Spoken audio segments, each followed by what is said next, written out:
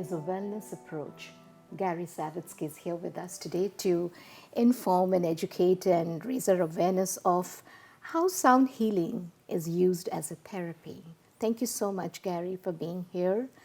And thank you so much for your time. And I'm so excited to learn about what you do with all these bowls. Yeah, thank you for the invitation. I am very passionate about sharing information about what sound healing is, how it is something that comes from different parts of the world, and how it's over here in the West, where it originated from the East. It's really something that is expanding across the world now. So, thank you. Yeah, I had imagined sound as something that is, which helps me with my mental well-being, feel good, it uplifts me when I listen to music. Yes. But how does sound how it is used as a tool to heal our body physically, and that's what we want to learn from you. Yeah, absolutely. So everybody can experience what you're talking about, is how music sometimes is relaxing and soothing and can affect our moods and relaxes our minds so we're not thinking the same way. So that is a very good example of how sound in general has that effect. But the other part of sound is its associated vibrational qualities. In sound healing essentially is the application of sound and its associated vibration to elicit a healing response, whether it be mental healing, emotional healing, or physical healing. So that's the science behind the sound healing. Yes. When most people having some sort of illness, if we want to use that example, whether it be, mind, emotions, stress-related things, majority of what we face in today's world is so much stress-related. Mm-hmm. And the conditions we have are stress-related. So when we are under stress, the way we think is affected, the way we emotionally feel is affected. It affects our digestion, our blood pressure, how we sleep, and then you get a snowball effect that in some cases can become chronic illness. Mm-hmm. Sound healing addresses that at the root by reducing the stress response and increasing the body's self-healing mechanisms. We're hearing sound healing as a therapy. Yes. It's not new. This art form is very ancient. Yes, it is. Yeah. Where did it originate? And it's re-emerged kind of. Everybody is into it. It's a trend now. It is a trend right now, but it's interesting because I kind of jumped on it before it became a trend. Of course. Right. But originally, the origin of sound healing is a little bit steeped in history and mystery, meaning that in some cases we don't know exactly where it started. And the reason being is because it literally goes back, depending on who you talk to, hundreds to potentially thousands of years, and it originated in the Himalayan region of the world. Some people, when they look at the bowls here, they say, oh, those are Tibetan bowls. Tibetan. And that's a very common way that people understand it today. And the reason being is because how this modality, these ideas, these healing bowls, came back into the more modern age was through people visiting that part of the world, Tibet. Oh, I was in Tibet. Mm-hmm. And they used these things for healing. What is it? Well, it's a bowl. They call it music? They call it what, musical? Yeah, or like healing bowls. Healing bowls. Or sometimes in temples they use them for meditation. Okay. But, so they say, well, where'd you get it from? I got it from Tibet. Well, it must be a Tibetan bowl. But it's really that region of the world. India, Nepal, Bhutan, Tibet, even parts of maybe northern China. That's the region where it originated. I would say it's safe to say some bowls have been dated back to over 1,000 years old. Oh, wow. Yeah. I can totally imagine Himalayan, the serene, the Yes. quiet and peaceful, Yes. the Himalayan mountains and the chants and the Absolutely. mantras and the singing bowls Yeah. of Tibet. Yeah, I can totally visualize that. How did this form of healing interest you? Can you share your journey Well, as to how you got into your training or studying sound healing? So sound healing kind of found me more than I found it. And it seems to be there's a lot of that with my own personal journey is that I've always been a seeker of knowledge and a little bit of esoteric knowledge, if you want. And I started really that journey when I was about 15 years old by having a calling to wanting to study Asian martial arts. But part of that calling was to understand energy of flow of the body, meditation, the mind, the body connection. And that was my entryway into that. And then the more I learned, the more I wanted to learn. And I happened to be in Vancouver at a health and wellness show. I had a booth with a colleague of mine, and just around the corner was a small little booth, Tibetan booth. Oh. And they had small bowls there, and I goes, what's that? And I was already involved with sound a little bit because I was studying and practicing Native American flute playing for health and for health, for healing. yes, for healing, Healing but purposes. yeah, for healing Okay. purposes. And there is an aspect to that as well. And they had a little bowl there, and I went looked at it, and I went back and forth, and eventually I bought this small little bowl. And that was probably about 20 some years ago. And then that sparked my interest. What is it about these bowls, and why are they healing? And the people there said, well, this is what you do with it. Very little bit of introduction, and I took it home, and I was hungry after that for what is sound healing about. And then from there, I started to seek out more knowledge about sound healing. Yeah. You mentioned spirituality, the connection between mind, body, and what in the context of wellness and sound healing, what is that connection with spirituality? So a lot of people may associate energy-based healing Correct, with spiritual-based healing. And it's a little bit of a crossover area there. So when somebody, from me, I studied with a number of different teachers to learn techniques of sound healing. And when you've learned a certain level and start to understand the concepts of sound healing, then you can be open to receiving what I call inspiration. So one of my teachers would say, his greatest teacher was inspiration, meaning sometimes inspiration is spirit or soul. So they guide you into how to work with people and how to use the bowls in harmony with the physical knowledge you've already learned from teachers. So spiritual inspiration can guide me in helping other people and help me to develop greater understanding of bowls. And in cases when some people are receiving sound healing, they may have experiences that they may call as spiritual in nature, where they may sometimes have visualizations, and they say, oh, I was seeing things in, like I was traveling, or I went into a deep state, and I had it's like I went into a past life, or I saw an ancestor that I haven't thought about in a long time. So sometimes in this state, you can create a spiritual experience. Fantastic, fantastic.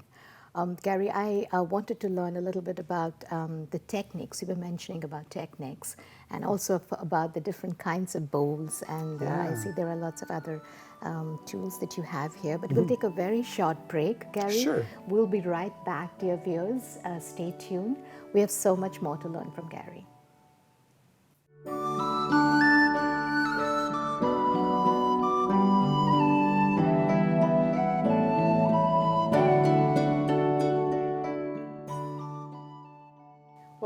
Welcome back, viewers. You're watching Global Vibes, and I'm with Gary Savitsky. So, Gary, you were mentioning about techniques. Elaborate a little bit more on that. So in sound healing, there's a number of different schools of thought. And where I studied, I kind of went into two different directions. One of which was specifically about healing the body, the mind, the emotions, and specific conditions. And the other one was about bringing somebody into a complete relaxed state. Okay. So one was more of a sound vibrational massage, and one is an actual healing session. But what's common about them is how you strike the bowl. So easiest thing to understand is that this part of the bowl, right along this top lip here, is where you strike the bowl. And you strike it with varying intensities depending on what you're trying to do. So I can give a quick demonstration here.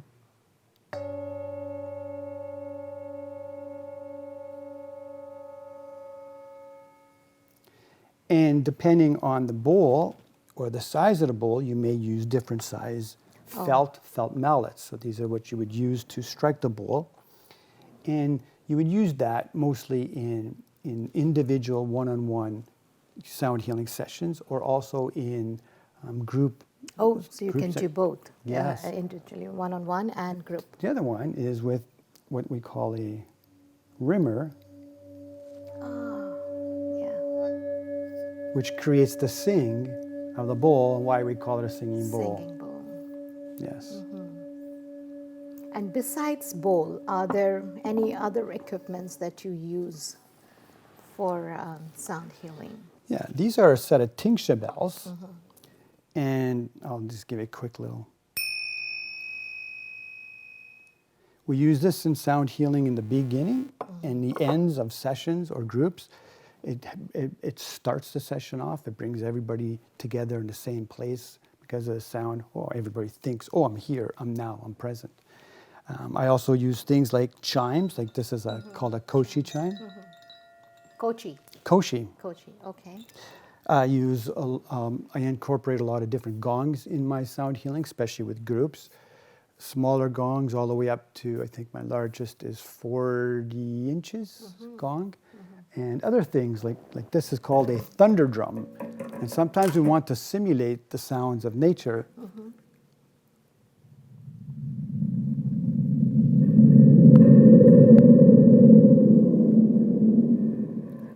And I have other instruments like that, like an ocean drum, which sounds like waves on the ocean, and different things like that.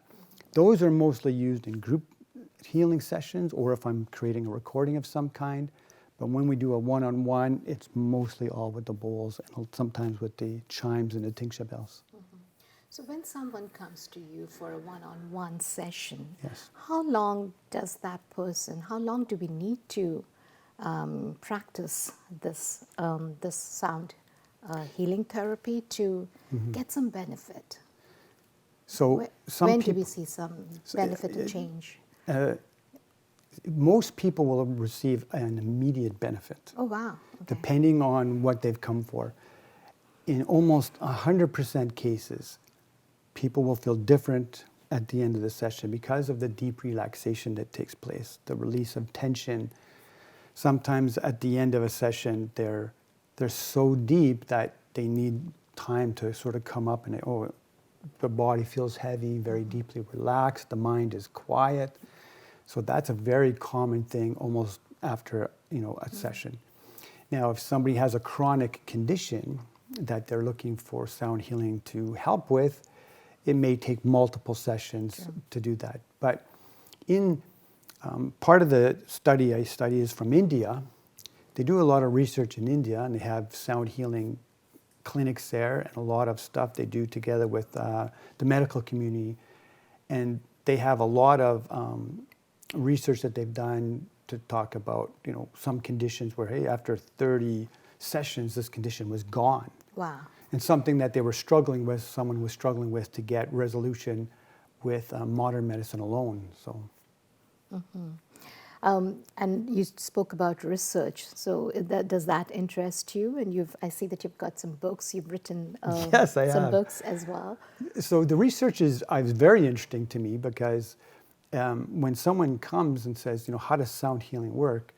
If I can actually cite some research, it helps them feel more confident about receiving sound healing, especially if they're new to that. Validation. Validation. Yeah. Not so much for me, but more But for the client. Correct. Yes. Yeah. So what is the book about? So, as I mentioned, I've been involved in energy-based complementary modalities for a long time, and we talked about the spiritual connection. So through the course of my studies and my own practices, my own spiritual journey awoken in a way that was different than I had previously understood. And in the course of that, a spiritual type of teaching came to me that kind of taught me how to do something. So it was like Spirit is teaching me. And as a result of that was this book called Divine Messages, which is a book about spiritual energy and spiritual messages in a spiritual form of an artwork. So that I self-published that. And you've learned this. This was taught through inspiration. It took 6 years for me to learn how to do this, being guided spiritually and inspirationally. Yeah. What does the figures on the cover? So the figures on the cover reflect, actually reflect the name of the title, Divine Messages. Oh, it says exactly that. This message, this double calligraphy in the front, presented itself to me in 2009, and I didn't know what it was for, and I put it away. 2013, I published a book. I didn't have a cover. I was looking through some old notes, and I found this. I goes, wow, 2009, they gave me the cover, and I didn't know about it. Oh, so inspiring. It's very interesting. And the second So book the other as book is called Gateway to the Four Pillars. And this is about movement and breathing and meditation to help bring about wellness. So it's a complete book and method of different breathing practices, meditations, and movement that will help someone on their own healing journey. And a lot of that one was inspired teaching as well. And so now if you can tell me a little bit about the bowls. Where can we buy these bowls? What are they made of? Yeah, absolutely. And you said the first bowl that you bought was a very small one. Yes, a very small bowl. You learned with a small bowl. Yes. So the bowls come in varying sizes. And they could be as small as, to fit in the palm of your hand, or as large. Actually, this isn't even the largest bowl. One of the largest handmade singing bowls is you can lay down in. And there's like one of them in the world. And there was one place I studied, they had a 36-inch handmade bowl. It took a year to make that bowl. When they make these bowls, there's basically 3 ways to make a bowl. One is that it's machine made and it's kind of just brought out on a lathe. Second is that they create the alloy, which the bowl is made of, which is mostly copper and tin. Copper and tin. Yeah, which is basically called bell metal. And it has varying traces of other metals in there. So depending on the bowl making master, they have their own recipe series to say what's in my bowl. So it could have some gold, some silver, some lead, some zinc. Even some of the really old bowls may have mercury in them. And they tweak that blend to create the best sound and vibration. And then they heat that, and in some cases they'll pour it into a mold, and then the bowl will come out of the mold. So it's still a process that involves a lot of hand parts. Then the other way, which these bowls are made, is they pull it out of the furnace and they hammer it against the stone to create the shape of the bowl. And the bigger the bowl, you need more people. They have to be completely in harmony with each other so that they're not hitting each other with the hammers. It's a very interesting process, very time consuming, a lot of effort, but it produces a very beautiful sound and vibrational bowl. Hold on to that thought because you're going to demonstrate us some of these bowls. Dear viewers, we'll take a very short break and we'll be right back.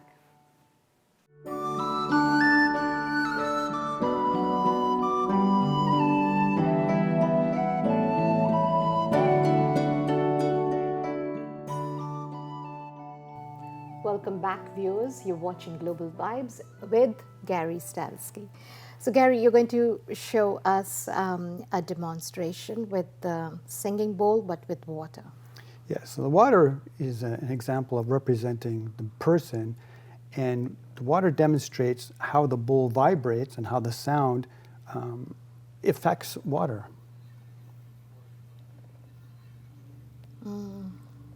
So when I do it gently, it actually creates these patterns in the water, and that's the beginning of the vibration and how the water responds.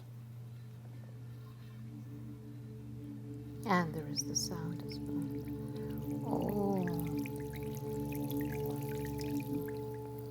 So what that shows us is how the bowl can create these very harmonic patterns of vibration and stimulate the water to actually dance off the surface. So that's kind of gives us an idea of what happens inside when we have the bowl. If you have if you want, just put your hand out for a moment, one hand, and I'm going to hold it underneath. If you put your hand underneath my hand, and I'll strike the bowl. You tell me what you feel in the bottom hand. I feel the vibrations. Yes. So she's feeling the vibration in the bottom hand, meaning it's traveling through her top hand, through my hand, and through her hand. So the vibration of the bowls travels so deep, it goes through everything. The surface, the muscles, the bones, and out the other side. So it's one of the few modalities that reaches that deep. So when somebody's laying on the floor or on a table, bowl on the chest, you feel it in your spine. Oh. So this is how it can have these vibrational qualities, because it's vibrating the lungs if it's on the chest, and the heart, and the tissues, and the bones, and the blood. So Definitely gives that Zen feeling. yes, Yeah. yes. So I presume people come to you for what, to help with anxiety and sleep disorders, Absolutely, yeah. stomach-related problems. Digestive problems, pain relief, joint pain, all kinds of chronic conditions, not being able to sleep, feeling stressed, agitated, depression, anxiety. There's protocols in sound healing to assist in treatment with almost everything that can happen. And really, it's a complementary, supplementary modality, meaning really it's working together with your healthcare provider, and it really helps in a lot of ways. What is a general routine? Like if I come to you and say that, can you help me with my anxiety? What is a routine that you would follow with me, one-on-one, or if required in a group setting? So it would be a one-on-one sessions, and I set up basically like when somebody goes for massage therapy, except that I have bowls set up around the table, and depending on what someone is looking for in their assistance, there's different ways to play the bowls. And in some cases, like for example, you mentioned depression. I use I think 79, like about 14 bowls, different bowls all around the body in different ways over the course of an hour that this session was. So some cases I use 11 bowls or 12 bowls. Okay, or so the number of bowls and the duration of the session. Yeah. But how do you decide? How do you plan that? But how I plan it is based on the person and what they bring in and say, this is what I would like. And sometimes somebody will come in and say, this is what I think I need, and then we'll have a little bit of conversation, and then I kind of shift it to what's kind of underneath that, because sometimes in a little conversation something else will come out, and then, oh, this is what I really need, not what I wanted. And then during the session, there's no talking at all. I'm playing with the bowls, somebody's laying down, and then that's where the intuitive part comes in. So sometimes I will say, oh, I need to play this bowl a little differently, or this bowl differently, or I have to put this one on the body or not. And because I'm getting sort of an intuitive guidance from the person themselves, how they're breathing, how they're moving. Yeah. Right. And how do you work with the big bowl? So this is a bowl where you would stand in, and if you'd like to take a step and stand in, be careful that you're stable. Okay. And this will also give you an example of what it. Oops. Yes, that's it. Okay, so I have to balance. You have to balance. Okay. Are you good? Yes. So I'm going to strike the bowl Okay. and demonstrate what it is. Just stay. Oh, Maybe wow. put your feet a little wider. Okay. Oh, okay. There you go. How do you feel now? Now it's better. Yes. Okay. I'm going to demonstrate gently for you. Oh my God! It goes all the way up here. Yes. So a session in this bowl could be about 10 to 15 minutes long, and I would strike the bowl in different intensities around the bowl. Oh, it's really nice. Yeah.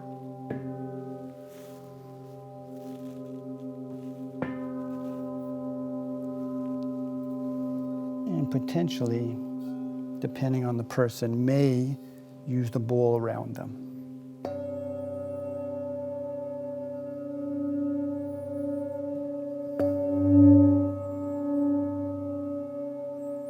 While they're standing in the bowl. I can feel that. Really? Okay. Yeah. I step up. Thank you so much, Gary.